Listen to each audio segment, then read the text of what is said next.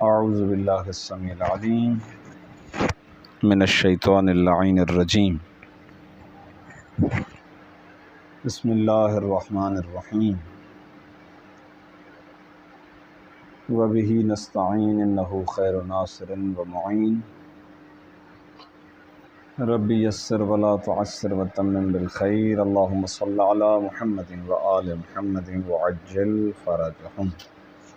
موضوع گفتگو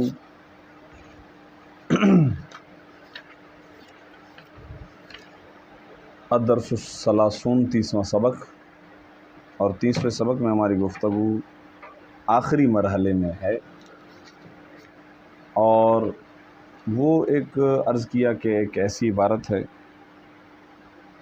کہ جس پہ کافی بحث کی گئی ہے، اور چونکہ یہ ایک اختلافی مسئلہ ہے، خود نحات اور نحویوں کے مابین اس میں کافی اختلافات ہیں۔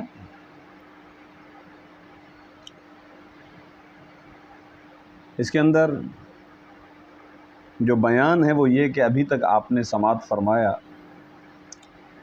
کہ عطف نسق میں یا عطف بالحروف میں ایسا کچھ ہوتا ہے کہ عطف اور معطوف کے درمیان حروف عاطفہ میں سے کوئی ایک حرف عطف آتا ہے کہ جس کے ذریعے سے ہم ایک اسم کو دوسرے اسم پر عطف کرتے ہیں یا ایک فعل کو دوسرے فعل پر عطف کرتے ہیں۔ اب یہ کہہ رہے ہیں کہ کیا ایسا ممکن ہے کہ حرف عطف تو ایک ہی ہو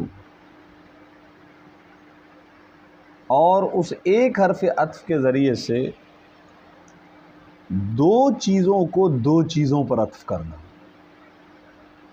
یہ کیا حرف عطف کے اندر یہ طاقت ہے کہ وہ اپنے بعد آنے والے دو چیزوں کو اپنے سے آنے والی پہلی دو چیزوں پر عطف کر دے؟ کیا یہ گنجائش ہے یا نہیں ہے؟ یہ ہے اصل بحث۔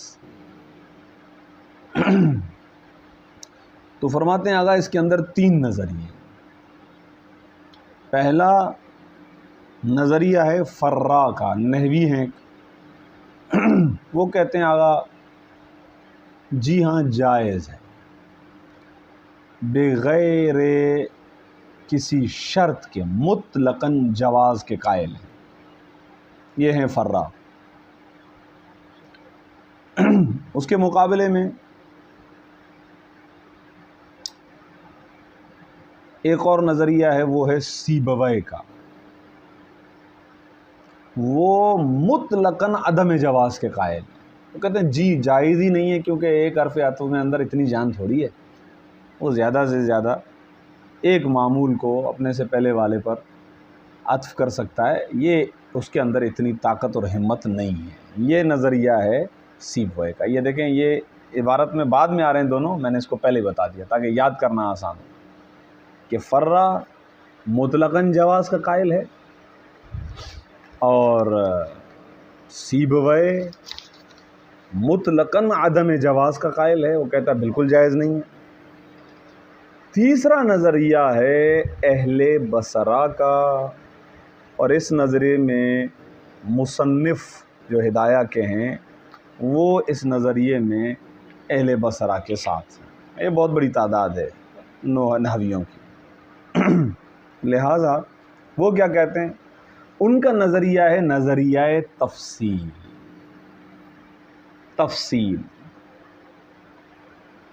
یعنی نہ مطلقاً جائز نہ مطلقاً عدم جواز، درمیان کا راستہ ہے، جو ڈیٹیلنگ ہے وہ ہے بے شرطہا و شروطہا، کچھ شرائط کے ساتھ جائز، اگر وہ شرائط نہیں ہے تو جائز نہیں ہے۔ ٹھیک؟ اب یہ تو میں نے ایک پوری بحث کا ایک چھوٹا سا خلاصہ آپ کی خدمت میں بیان کر دیا۔ دوبارہ ایک مرتبہ دو جملوں میں سنیں، وہ یہ: کیا آیا ایک حرف عطف کے ذریعے سے دو چیزوں کو دو چیزوں پر عطف کرنا جائز ہے یا جائز نہیں ہے؟ تین قول۔ پہلا قول فرا کا، مطلقاً جائز ہے۔ دوسرا قول سیبویہ کا مطلقاً جائز نہیں ہے، تیسرا قول تفصیل ہے، اور تفصیل اس چیز کی ہے کہ ہاں جائز ہے البتہ مطلقاً نہیں، بے شرطہا و شروطہا۔ بس اس قول کو کہتے ہیں قول مفصل، تفصیل والا قول۔ یہ ہو گیا، میں نے بحث کا خلاصہ کر دیا۔ اب ہم آتے ہیں متن میں، اور متن میں اس کی صحیح طریقے سے تطبیق کرتے ہیں۔ خوب، اگر آپ دیکھیں تو انہوں نے کہا کہ احکامہ، گزشتہ صفحے پر عطف بالحروف کے احکام، ان میں سے تیسرا حکم، پہلا حکم آ گیا، دوسرا بھی آ گیا، اور اب تیسرا حکم۔ تیسرا حکم کیا ہے؟ فرماتے ہیں العطف، عطف کرنا، علی معمولی، معمولی کا لفظ اضافہ ہو رہا ہے عاملین کی طرف، دو عاملوں کے، اور وہ بھی دو عامل کیسے؟ ان کی صفت ہے مختلفین، دو مختلف عاملوں کے معمولوں پر عطف کرنا جائز، جائز۔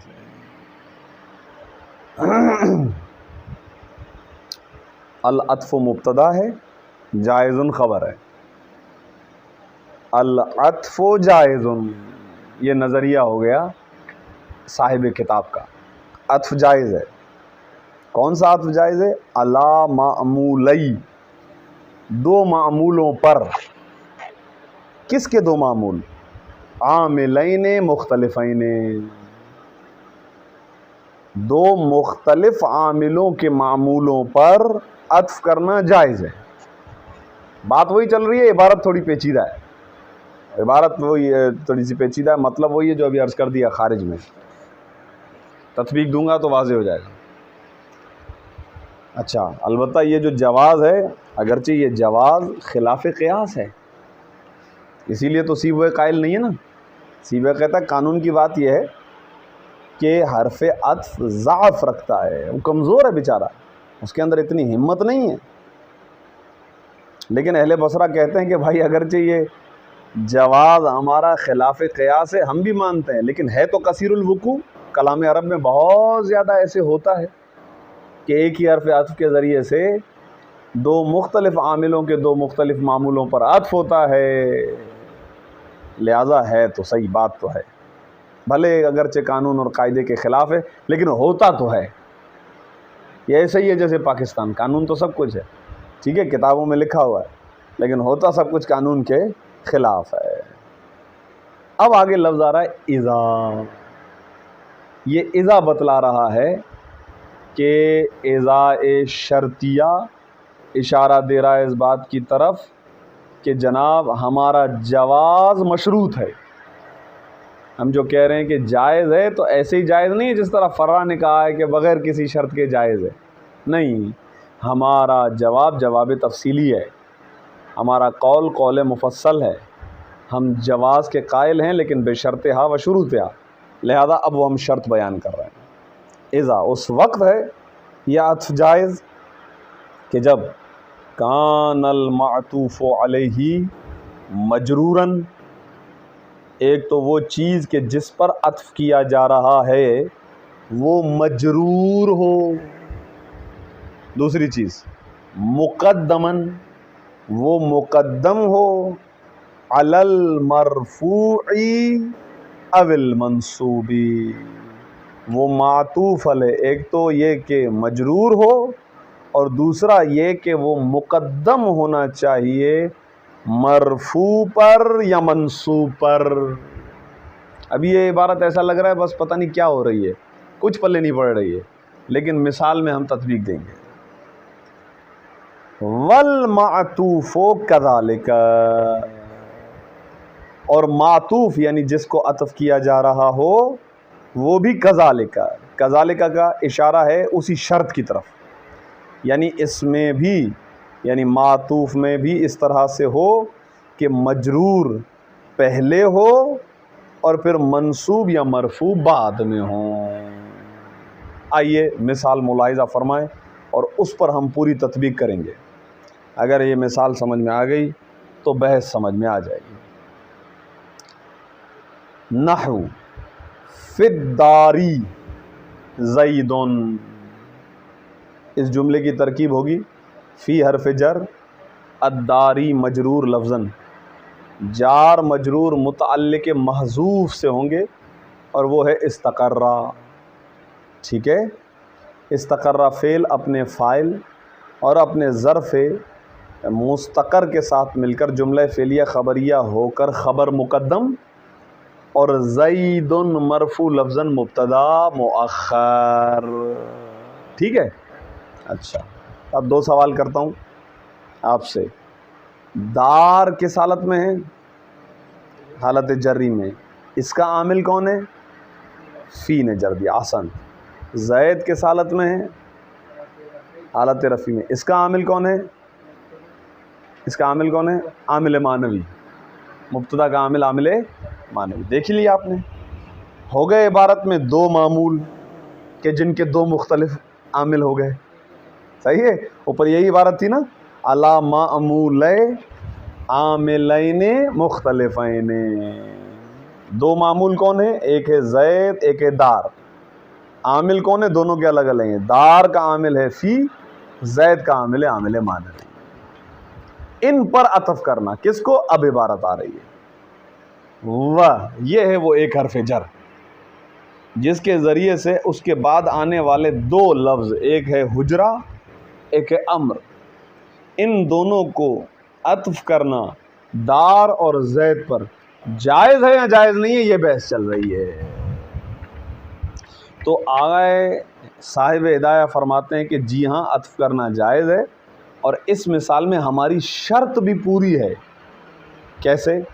کہہ رہے ہیں یہاں پر پڑھیں گے والحجرتی، اس کو مجرور پڑھیں گے، اور الحجرہ کو عطف کریں گے دار پر، اور امرن پڑھیں گے، امرن کو عطف کریں گے زید پر، اور ہماری شرط بھی مکمل ہے۔ کیسے؟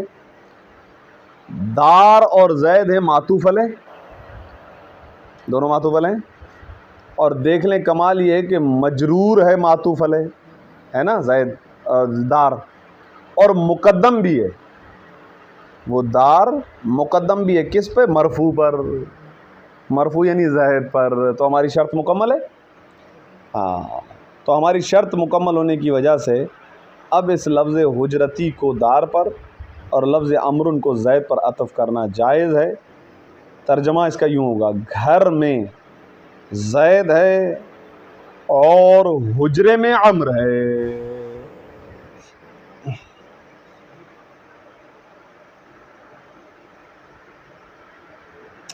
اب یہاں پر ایک چیز رہ گئی کہ مصنف نے شرط لگائی تھی اذا کان المعطوف مجرورا، معطوف مجرور ہونا چاہیے اور وہ مقدم ہونا چاہیے مرفوع پر یا منصوب پر۔ مرفوع کی تو مثال آ گئی، منصوب کی مثال نہیں دی، تو وہ ہم لکھ دیتے ہیں، اس کو آپ مثال لکھ دیں منصوب کی مثال، ان فی الداری زیدن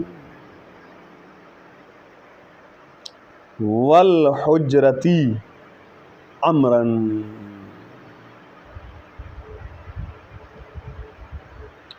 یہ مثال ہو گئی مجرور کے منصوب پر مقدم ہونے کی مثال، کیونکہ زیدن یہاں پر منصوب ہے نا۔ فدار میں دار کا عامل فی ہے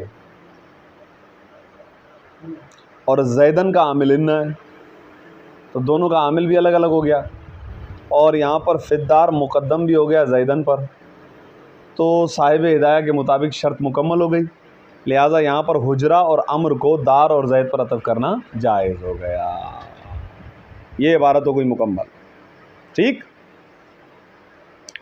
وفی ہذہ المسألۃ، اور اس مسئلے میں یعنی دو مختلف عاملوں کے دو مختلف معمولوں پر عطف کرنا جائز ہے یا جائز نہیں ہے، اس مسئلے میں مذہبانی آخرانی، دو اور مذہب ہیں، دو اور نظریے ہیں، دو اور رائے ہیں، وہ کیا ہیں؟ وہما، اور یہ دو مذہب، الجواز مطلقاً، اور وہ دو نظریے ان میں سے ایک کیا ہے؟ جائز ہے مطلقاً، مطلقاً یعنی بغیر کسی شرط کے، یعنی وہاں پہ کوئی شرط نہیں ہے کہ مجرور مرفوع یا منصوب پر مقدم ہو۔ یہ کس کا نظریہ تھا؟ عند الفرائی۔ فرا کہتا ہے آغا جان جائز ہے، کوئی یہ شرط نہیں ہے کہ جار مجرور مقدم ہو، بعد میں مرفوع آئے، بعد میں منصوب آئے، یہ جائز ہے مطلقاً بغیر کسی شرط و قید کے، وہ جائز قرار دیتا ہے۔ یعنی اس کے نزدیک یوں کہنا صحیح ہے، کیسے؟ زید فی الداری و حجرتی، یہ کہہ سکتے ہیں، صحیح ہے، فی الداری والحجرتی امرن، یہ کہنا جائز ہے۔ وہ کہتا کوئی مسئلہ نہیں ہے، ضروری نہیں ہے کہ زید بعد میں آئے اور فی الدار پہلے آئے، نہیں نہیں نہیں، اس کے لیے کوئی مسئلہ نہیں۔ وہما، اور وہ دو مذہب یہ ہیں کہ الجواز، ان میں سے ایک ہے جائز ہے مطلقاً بغیر کسی شرط کے، عند الفرائی، فرا کے ہاں، وعدمہ، عدمہ ہو کی ضمیر پلٹ رہی ہے جواز کی طرف، یہ دوسرے نظریے کی طرف اشارہ ہے۔ وعدم جواز، اور جائز نہیں ہے مطلقاً بغیر کسی شرط کے، یعنی کوئی شرط ہو یا نہ ہو جائز ہی نہیں ہے، عند سیبویہ، سیبویہ کے نزدیک، صحیح ہے۔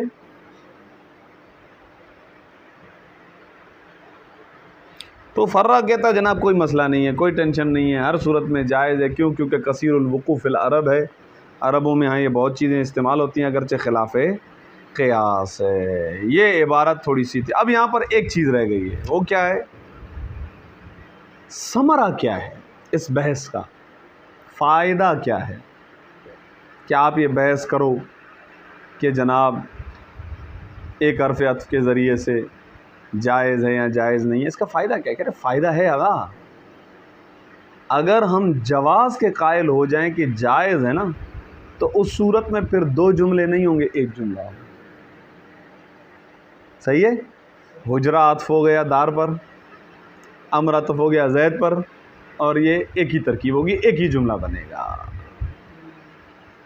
لیکن اگر ہم قائل ہو جائیں اس بات کے کہ یہ جائز نہیں ہے، تو پھر اس صورت میں ہمیں الگ سے دو جملے بنانے پڑ جائیں گے، پھر وہ واو عاطفہ جملے کو جملے پر عطف کر رہا ہوگا، مفرد کو مفرد پر عطف نہیں کر رہا ہوگا، صحیح ہے۔ یہ ہے ثمرہ نزاع، جھگڑے کا فائدہ یہ ہے کہ یہاں ایک جملہ بنے گا، یہاں دو جملے بنیں گے۔ اگر جواز کے قائل ہو جائیں تو ایک جملہ، عدم جواز کے قائل ہو جائیں تو دو جملے۔ یہ ہو گئی الحمدللہ ہماری بحث عطف بالحروف مکمل۔ اچھا یہ ذہن میں رکھیے گا کہ یہ مشکل عبارتوں میں سے ایک عبارت تھی جو گزری ہے، ہدایہ میں کہیں کہیں پر مشکل عبارت آئی ہے، ورنہ ہدایہ کی عبارت بہت آسان ہے۔ الدرس الحادیہ والثلاثون، الدرس الحادی والثلاثون، 21واں سبق، 21واں 31واں، اچھا صحیح، 31واں سبق۔ التأکید، 31واں سبق ہے تأکید کے بارے میں، وہی اردو میں جو ہم کہتے ہیں تاکید۔ القسم الثالث من التوابع، توابع میں سے تیسری قسم التأکید، تاکید ہے۔ تعریفہ، اس تاکید کی تعریف یہ ہے، وہو تابع، یہ تاکید ایک ایسا تابع ہے، یدلو، کہ جو دلالت کرتا ہے، علی تقریر المطبوع فیما نسب الیہ، تقریر یہاں پر ثابت کرنے کے معنی میں، وہ جو خطیب تقریر کر رہا ہوتا ہے وہ بھی کچھ ثابت کرنا چاہ رہا ہوتا ہے۔ تقریر کا مطلب ہوتا ہے تثبیت، تثبیت یعنی ثابت کرنا. کہہ رہے تاکید ایک ایسا تابع ہے کہ جو دلالت کرتا ہے مطبوع کو ثابت کرنے پر. مطبوع کو ثابت کرنے پر دلالت کرتا ہے. فیما اس حکم میں نسب الیہ کہ جس حکم کو منسوب کیا گیا ہوتا ہے الیہ اس مطبوع کی طرف. مثال ملاحظہ کریں. جاءنی زید نفسہ آیا میرے پاس زید خود. ہم اردو میں کہتے ہیں نا بذات خود آیا وہ. یہ تاکید ہے. یہ لفظ بذات خود تاکید ہے. اس مثال میں ہماری شاہد مثال لفظ نفسہ ہے. یہ لفظ نفسہ لفظ زید کی تاکید ہے. اس نے زید کو ثابت کیا ہے حکم جاء میں. وہ حکم جاء کہ جو منسوب ہے زید کی طرف. زید آیا بذات خود آیا تو اس بذات خود والے لفظ نے زید کی تاکید کر دی اس حکم میں کہ جو زید کی طرف منسوب ہے. وہ حکم کیا ہے؟ آنے کا حکم، جاء کا حکم. ٹھیک. او لفظ او بتا رہا ہے کہ تاکید کی دو قسمیں. او یدلو، اسی طرح جس طرح صفت کی تعریف میں بھی دو قسمیں بنائی تھی نا. او یدلو یا یہ تاکید ایک ایسا تابع ہے کہ یدلو کے جو دلالت کرتا ہے علی شمول الحکم اس بات پر کہ حکم شامل ہے لکل افراد المطبوعی مطبوع کے تمام افراد کو. حکم شامل ہے مطبوع کے تمام افراد کو. مثال ملاحظہ فرمائیے. نحو قول تعالیٰ، اللہ تعالیٰ کا قول ہے فسجد الملائکۃ کلہم اجمعون. دو تاکیدیں آ گئی. اس مثال میں ہماری شاہد مثال لفظ کلہم اور لفظ اجمعون ہے. اصل لفظ تو ہے کلہم. جی لفظ اجمع جو ہے یہ لفظ کل کا تابع ہے. بڑی عجیب بات ہے. لفظ کل جو ہے وہ الملائکۃ کا تابع ہے اور اجمعون کلہم کا تابع ہے. ٹھیک. ہماری شاید مثال لفظ کلہم اور اجمعون ہے. یہ بتلانے کے لیے آئے ہیں کہ حکم کون سا ہے؟ سجدہ. حکم سجدہ کرنا شامل ہے کس کو؟ الملائکہ کے تمام افراد کو. خدا نے کہا بس سجدہ کیا ملائکہ نے. جب یہ کہا ملائکہ نے تو اس کا مطلب یہ نہیں ہے کہ بعض نے کیا بعض نے کیا. نہیں، کلہم. لفظ کل نے آ کر بتایا کہ حکم سجدہ ملائکہ کے تمام افراد کو شامل ہے. یعنی کوئی بھی ایسا ملک باقی نہیں رہا جس نے حضرت آدم کو سجدہ نہ کیا ہو، علاوہ از شیطان کے کہ جو شیطان ہے وہ تو ملائکہ کے جنس میں سے تھا ہی نہیں، وہ جنات میں سے ہے. اور شیطان جو ہے وہ بڑا خطرناک ہے. صحیح ہے. تو اس نے جو ہے وہ کہا لأغوینہم اجمعین. میں اس آدم کی وجہ سے نکالا گیا ہوں لہٰذا میں تو نہیں چھوڑوں گا نا اس کو. خدا سے اس نے چیلنج جو ہے وہ کیا ہے. مقابلہ سخت جاری ہے. تو کبھی شیطان بازی لے جاتا ہے، کبھی خدا بازی لے جاتا ہے. مقابلہ سخت ہے. یہ بندے کے ہاتھ میں ہے کہ اب وہ شیطان کو بازی دیتا ہے یا خدا کو بازی دیتا ہے. صحیح ہے. تو فسجد تو بس سجدہ کیا الملائکۃ ملائکہ نے. کتنے ملائکہ نے؟ کلہم سب کے سب ملائکہ نے. اجمعون سب کے سب ملائکہ نے. یہاں سے سمجھ میں آیا کہ تاکید کی دو قسمیں. اقسام ہو التاکید علی قسمین. تاکید کی دو قسمیں ہیں، الاول لفظیون، الثانی معنویون۔ پہلی قسم ہے تاکید لفظی، یہ کیا ہے؟ وَهُوَ تقریر اللفظ الاولی بعینہ۔ تعریف بڑی بہترین تعریف کی ہے، کیونکہ تعریف میں انہوں نے جو عبارت استعمال کی ہے وہ عبارت ہی حقیقت میں سمجھا رہی ہے کہ تاکید کسے کہتے ہیں۔ البتہ اس تعریف کے اندر ایک لفظ انہوں نے استعمال کیا، تقریر۔ یہ لفظ آپ کو اس کے علاوہ کہیں اور نہیں دکھائی دے گا، کیونکہ اس مادے میں کرہ مادہ جو ہے، یہ مادہ جو ہے اس کا جو مصدر آتا ہے باب تفعیل سے وہ تکرار آتا ہے، تقریر استعمال نہیں ہوتا ہے۔ میں نے بھی اس کے علاوہ کہیں اور یہ دیکھا نہیں ہے، صرف کتاب ہدایہ میں اس جگہ پر دیکھا ہے۔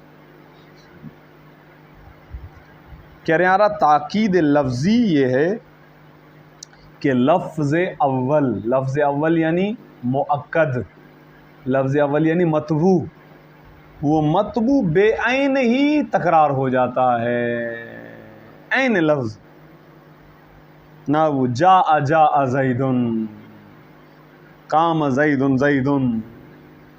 اب اس کے اندر آپ دیکھیں یہ ہے تاکید لفظی، اس کو کہتے ہیں عین لفظ کا تکرار۔ جاء فعل، زید اس کا فاعل، بعد والا جو لفظ جاء ہے وہ پہلے والے جاء کی تاکید ہے، اور اس کو کہیں گے تاکید لفظی۔ تاکید لفظی اس لیے کیونکہ عین لفظ کا تکرار ہوا ہے۔ اسی طریقے سے قام زید زید میں بھی۔ معنوی، اصل میں یہ استعمال ہوتی ہے، پہلی والی بہت کم استعمال ہوتی ہے۔ معنوی، تاکید کی دوسری قسم ہے معنوی، وہو، یہ معنوی، وہو بالفاظ معدودۃ، یہ تاکید معنوی چند ایک لفظوں کے ذریعے سے ہوتی ہے، چند ایک لفظوں کے ذریعے سے ہوتی ہے۔ کچھ ایسے الفاظ ہیں کلام عرب میں جن کے ذریعے سے تاکید ہوتی ہے۔ ہیا کی ضمیر پلٹ رہی ہے الفاظ کی طرف۔ یہ الفاظ یہ ہیں جو اب آ رہے ہیں۔ الاول یعنی الف میں کیا بتایا؟ النفس اور العین، یہ ہو گئے دو۔ پھر اگلے صفحے پہ چلے جائیں، با، اس میں ہے کلا اور کلتا، یہ ہو گئے چار۔ پھر چلے جائیں جیم، اس میں ہو گیا کلن، جمیعن اور عامتن، یہ ہو گئے 7۔ پھر نیچے آ جائیں دال، اس میں آ گیا اجمعو، اقطعو، ابتعو، ابصعو، یہ ہو گئے 11 الفاظ ہیں کہ جن کے ذریعے سے کلام عرب میں تاکید معنوی استعمال ہوتی ہے۔ آئیے الف کو پڑھتے ہیں۔ النفس والعین، لفظ النفس اور لفظ العین یہ کس کے لیے ہے؟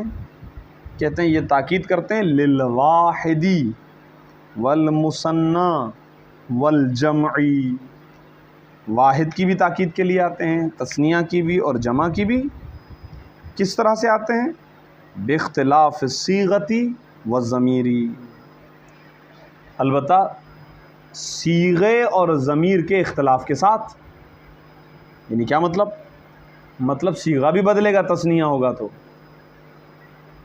جمع کی صورت میں جمع بن جائے گا، تثنیہ کی صورت میں تثنیہ بن جائے گا، مفرد کی صورت میں مفرد، اور اس کے ساتھ جو ضمیر ہیں وہ بھی اسی طریقے سے مفرد، تثنیہ، جمع۔ مثال تقولو، مثلا آپ کہتے ہیں للمذکری، یعنی مفرد مذکر کے لیے آپ یوں کہتے ہیں، کیسے؟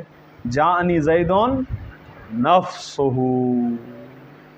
یہ لفظ نفس یہاں پر مفرد ہے اور اس کے ساتھ جو ضمیر جڑی ہوئی ہے وہ بھی مفرد ہے۔ کیوں؟ کیونکہ زید مفرد ہے،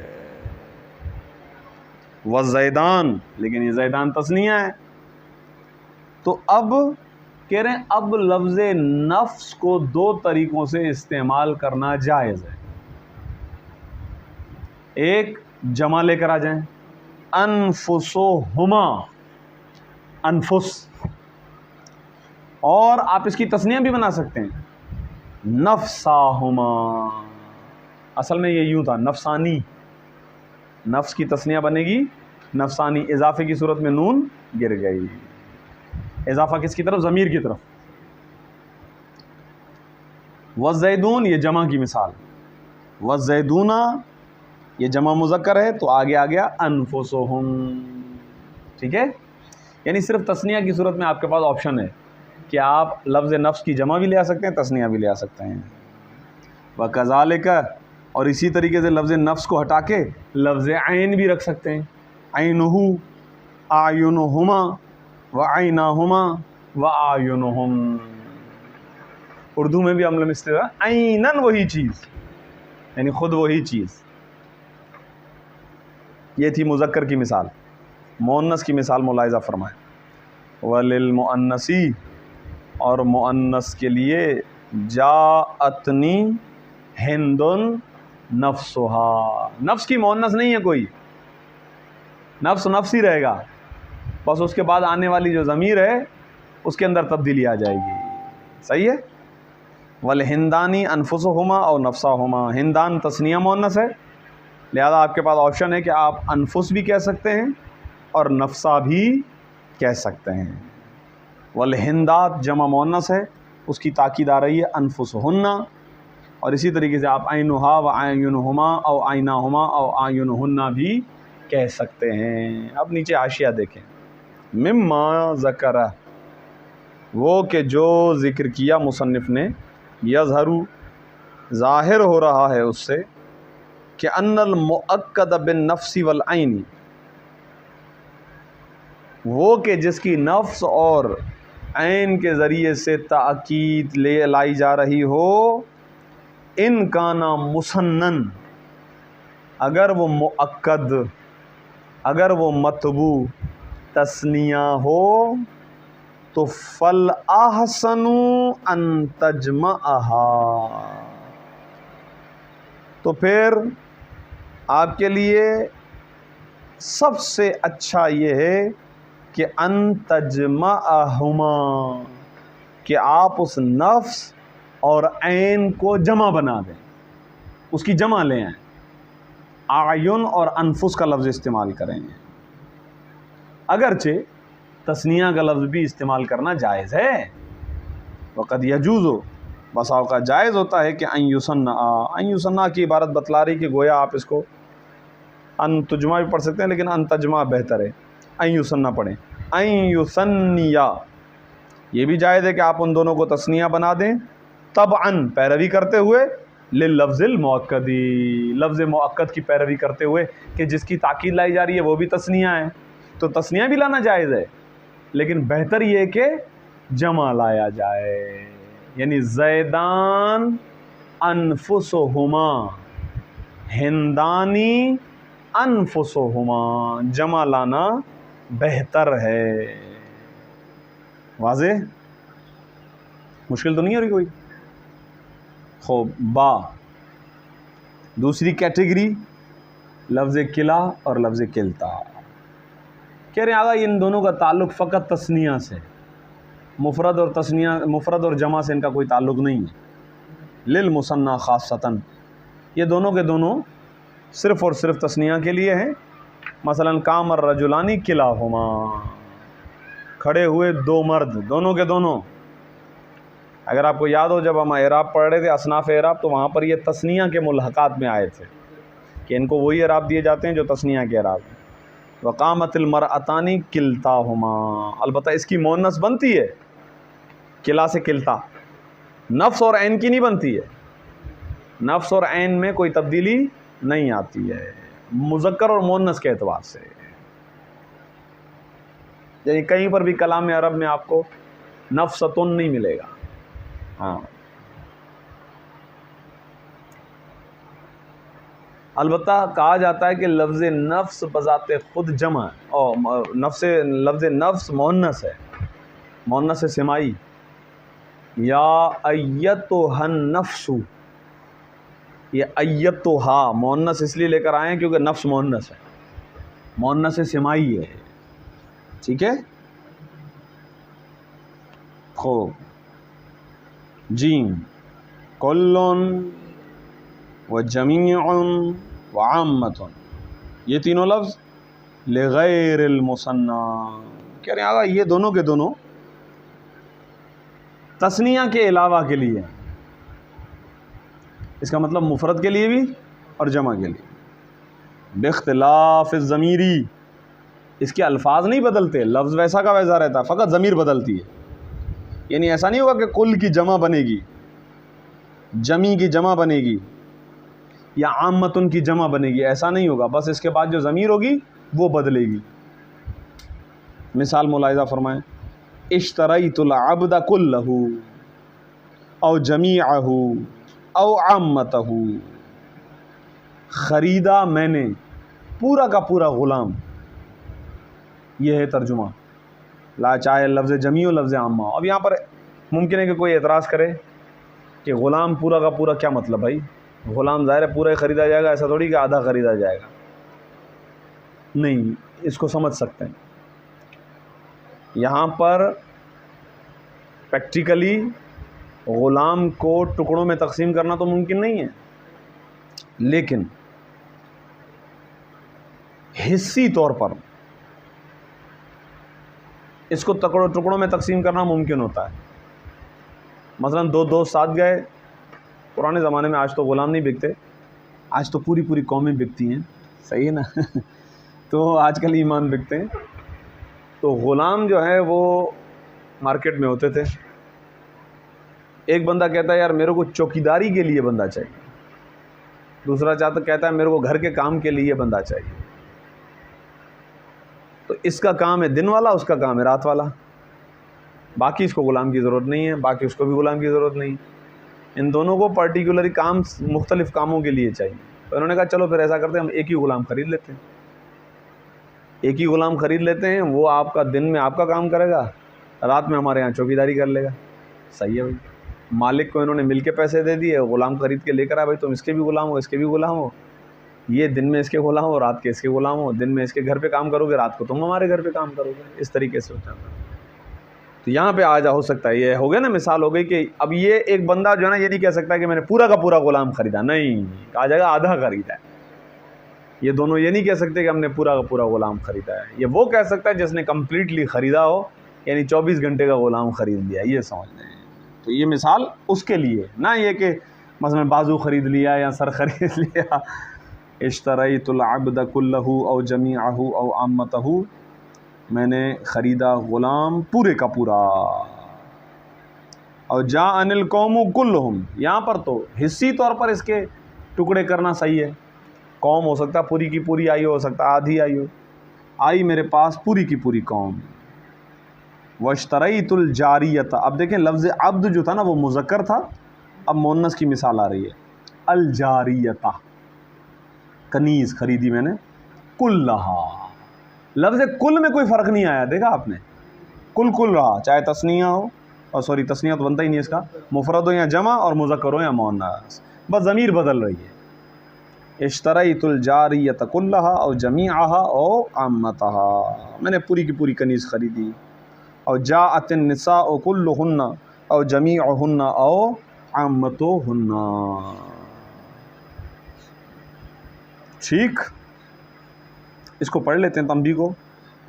تنبیہ، اعلم انہ یجب ان یتصل بہذہ الالفاظ ضمیر مطابق للمؤکد کما رأیت، کہہ رہے ہیں آقا غور کیجئے گا، ابھی تک جو ہم نے الفاظ بیان کیے ہیں واجب ہے کہ ان کے ساتھ ضمیریں جڑیں، یہ جو ضمیریں ہم نے ان کے ساتھ لگائی ہیں ان کا جڑنا واجب ہے، اور وہ ضمیریں مطابقت رکھنی چاہیے مؤکد کے ساتھ، جس کی تاکید کی جا رہی ہے اس کے ساتھ مطابقت ہو، مفرد کے لیے مفرد، تثنیہ کے لیے تثنیہ، جمع کے لیے جمع، مذکر کے لیے مذکر، مؤنث کے لیے مؤنث۔ علم، جان لیجئے کہ انہو، شان کلام یہ ہے کہ یجب، واجب ہے کہ ان یتصل، کہ متصل ہو، بہذہ الالفاظ، ان الفاظ کے ساتھ، کیا متصل ہو، ضمیر، ایک ایسی ضمیر کہ مطابق، کہ جو مطابقت رکھنے والی ہو، للمؤکدی، مؤکد کے ساتھ، کما رأیت، جیسا کہ آپ نے مثالوں کے اندر دیکھا بھی کہ ہر مثال میں ضمیر جڑی ہوئی ہے، نفس، عین، کلا، کلتا، کل، جمی، عامہ کے ساتھ۔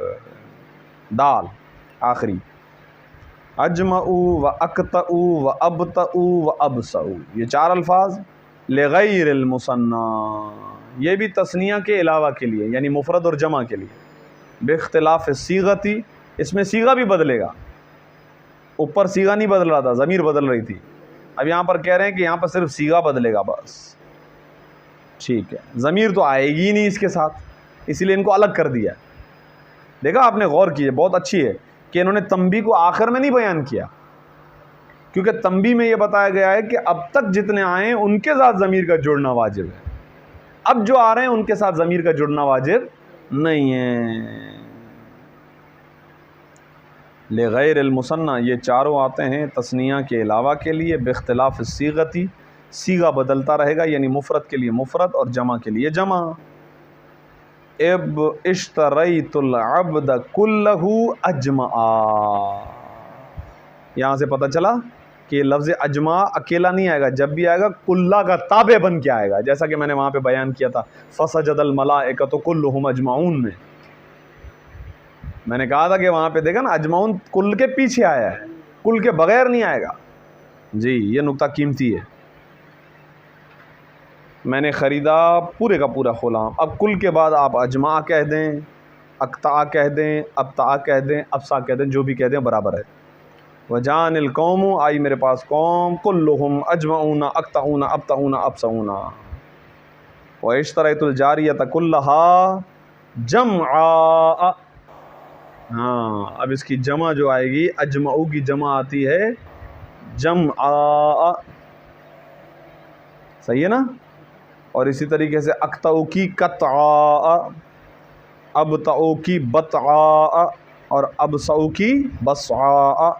وقامت النساء کلہن جمعو قطعو بطعو بصعو، یہ بھی جمع ہے، صحیح ہے۔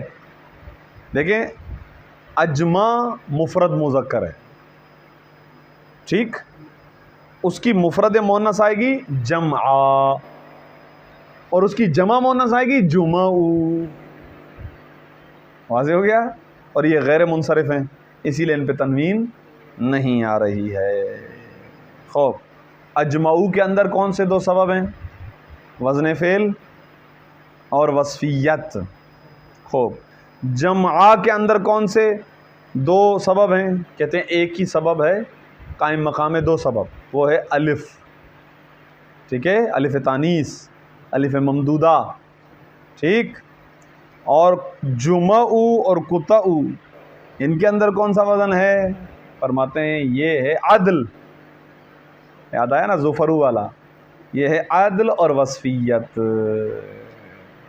یہ مشکل چیز تھی، ٹھیک ہے، انشاءاللہ یہ آج کی